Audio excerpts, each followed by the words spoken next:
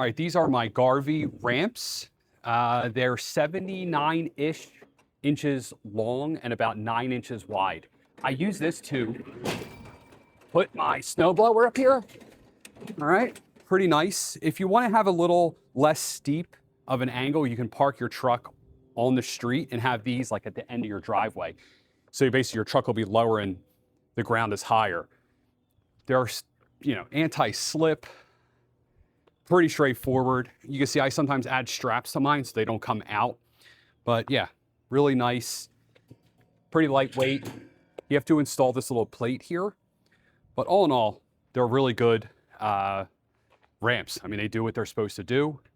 I don't see any issues with them. They're just pieces of metal and they're made by Garvee, which you know is a good company. There you go. They work really well. I'll pull it down now. You'll see.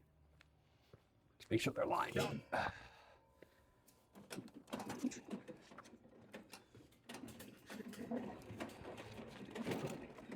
All right, and there we go.